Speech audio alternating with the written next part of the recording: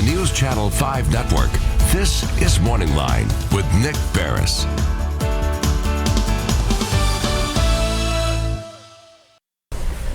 Good morning, everyone. Thanks for joining us on Morning Line. Nick Barris here with you on a Wednesday, and it's one of our monthly shows. This morning, we're going to be opening up the phone lines. Invite you to join in the conversation. We're talking medical malpractice. Questions right now for you as you sit there thinking, okay, medical malpractice. What about this? All right. Do you have questions yourself about a doctor, a hospital? Do you have a friend or a loved one, perhaps, who had a result that you thought maybe something's just not right here? Or maybe you just have questions about the law as it relates to what you can do with hospitals and doctors. We're going to talk about that this morning, as we always do, with the one and only malpractice attorney here in town. Not the only one, but probably the best. Clint Kelly. Good morning. Good morning. How are you doing? It's good to have you on. Yeah, lovely morning. Always nice to see you. It is. It's a nice morning. It's going to warm up later today. I know. Yes. Makes for good golf. Makes for some good golf. You better take care of it now. That's right. Get cold real fast. You got that right. Yeah, as always, we'll open up the phone line 737-7587. But to give you an idea, and we have many new viewers that join us, Clint, on any given day, just to remind them what it's all about. Medical malpractice. I mean, how many people in their lives really may come across, and I know you keep busy enough, a medical malpractice case, either themselves or someone they know? Is it that often? It's the third leading cause of death in the United States. So what do you think? It's funny. I've never asked you that question before, and I thought you were going to say, well, not a lot, but a lot. Yeah, no, it's true. It's been confirmed that it's now the third behind, I believe, cardiovascular events and auto wrecks. Auto wrecks. Cardiovascular events. Okay, heart attack, auto wrecks. Right. And malpractice. And malpractice. Meaning something going wrong when you're going in for some type of medical procedure that leads to a death. Correct. You've got to be kidding me. No. That's third. More than cancer or something like that. And that's death. That doesn't account for injury. No, I know. Right.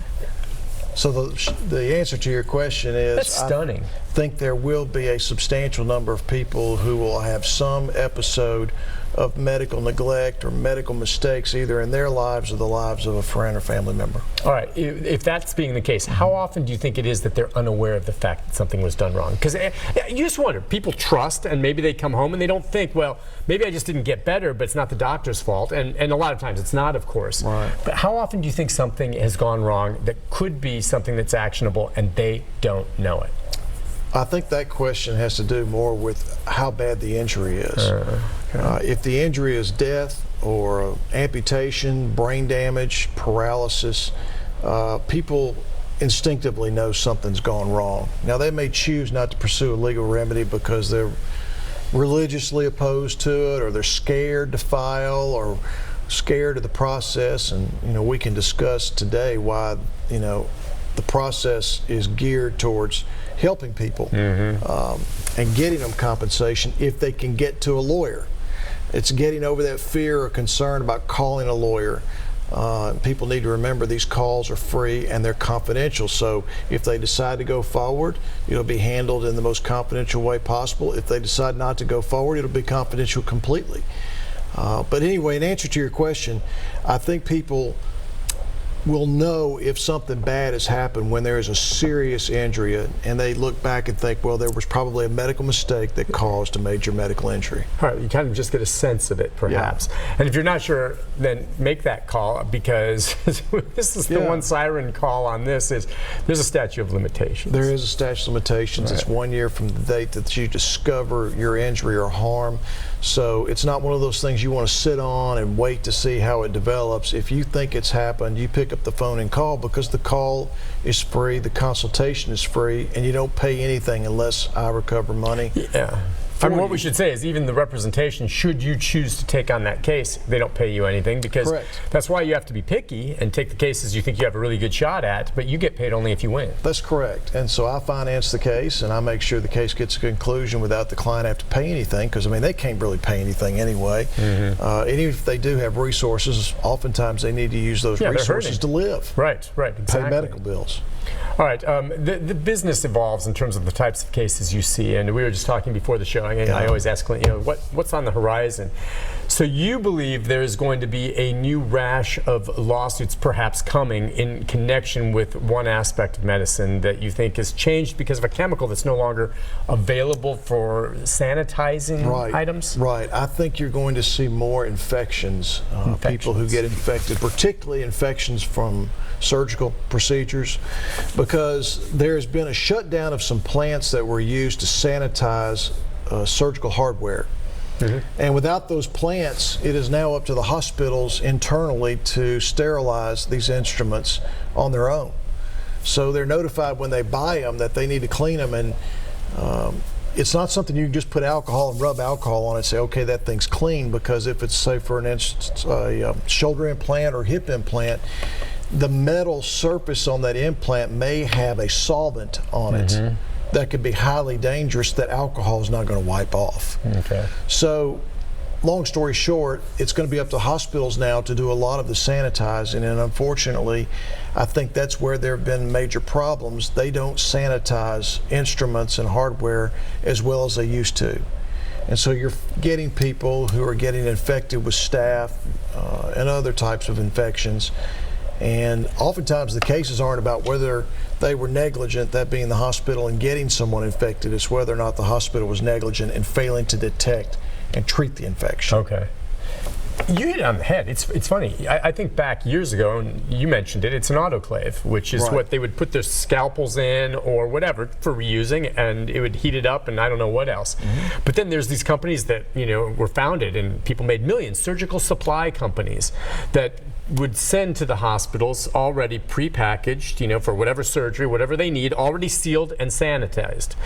And they're ready to go. And man, they were making money doing that, those companies. It was brilliant. And I would think at that point, hospitals stopped, you know, doing the sanitizing themselves, depending on these prepackaged things. So you're saying now that those may not be as available as they were in the past. Correct. So they're going to have to go back to the future here. Yeah, there's a chemical, I think it's called ethylene glycol. I don't know if you ever saw that movie, A Civil Action. It was about the guy that was dumping ethylene glycol into the lake and was poisoning people's drinking water.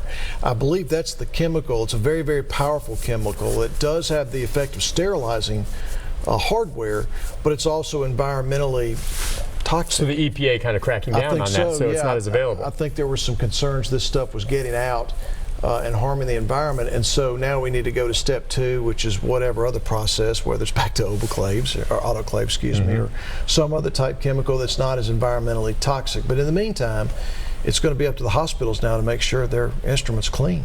That's crazy. The thing about this that gets me, and you've taught me this, hospitals already are dirty. Okay. You think, I always go back to this. Tom Brady, greatest quarterback of all time. It was probably 10 years ago. Remember, he tore up his knee and he had to have surgery. And you got to figure, if anyone's going to get the best medical care possible, it's going to be him. You know, he had the very best of everything. The surgery was a success, but he missed more time because it got infected. Now, I don't know the details of exactly how that played out, but Tom Brady's knee got infected. Right. And you know they did everything they possibly could, right? And he still got infected. And hospitals, you say, are dirty anyway. They are. I mean, there's no way to say with 100% certainty we can prevent someone from getting infected from a surgery. It's just, it doesn't work. And that's why we don't bring claims against hospitals for someone getting infected. It's just too hard, unless there, I mean, it's always exceptions to the rule, but that's the rule. But what you can do is you can detect the infection and treat the infection to prevent a campfire from turning into a forest fire. That's where the claims are. Right. But I'm afraid what's going to happen is now we're going to have even more people getting infected because instruments aren't going to be as clean as they should be. And the question is going to be, will the staff at the hospitals be vigilant enough to pick up on the infections and treat them in a timely manner? Yeah, what's going to happen is, you know, you're going to have cases, and then there's going to be some big settlements. Correct. And that's, as you always say, the only way really sometimes to get their attention is that it's costing a ton of money. And people who go to the hospital, I'll tell you this, it's common sense, but I will definitely reaffirm, when you go to a hospital, they're not just dirty, they're filthy. But they're filthy in bacteria, okay?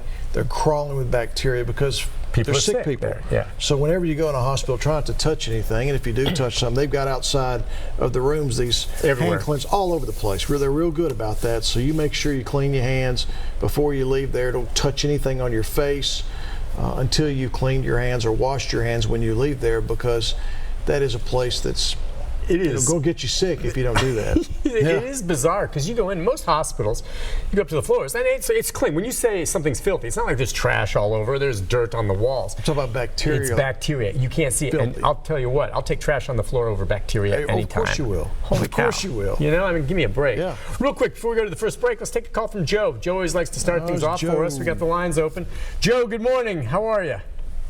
Fine, Nick. Just a brief question for Mr. Kelly.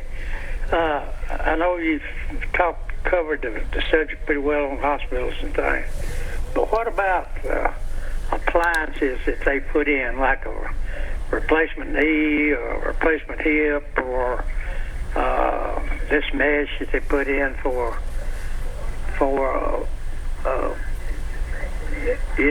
your rupture and stuff like that? Do you have many cases of that?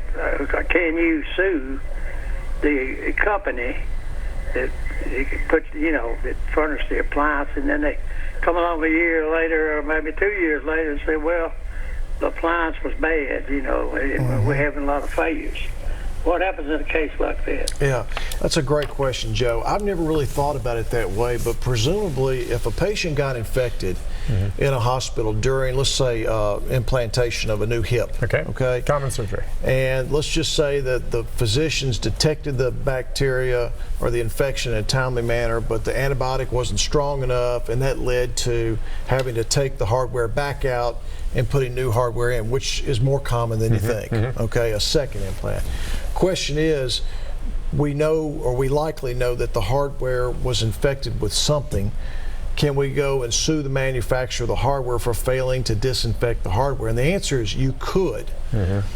But the question is, and it's a real interesting question of law, under product liability law, you'd have to prove the product is dangerous, meaning that you're going to have to exclude other causes of infection, meaning you're going to have to exclude that it was the surgeon when he cut, or that it came in through the skin, or that it didn't occur at some point during the surgery. Did someone cough during the surgery? It's a tough situation, because there are other alternatives. There are a lot of ways between the time that product comes off the assembly line to the time it is stuck in the flesh. There are a lot of different waypoints along the way where it could get some type of bacteria, or and that's hard to do then, to determine exactly where. So I mean, theoretically, Joe, yeah, you could, and it's an interesting theory. I haven't really thought about it very much, but it would be a process of deductive reasoning. Like, you just have to scratch off the list the other causes, and the question is, how much time and money is it going to take and cost to do that process of exclusion? That'd be tough. These cases are expensive, as you said. Right. Going through all this, and you have doctors and experts. Listen, we got to take a break on that note. When we come back, more of our conversation. We'll talk about some of the other cases that are more common. Hips and joints like that, a biggie. Of course, heart treatments and diseases, things like that. Medicines out there right now, some of the class actions that are there. If you have questions, 737-7587. Clint Kelly's with us, malpractice attorney. We'll take more of your calls and talk more with him right after this. Stay with us.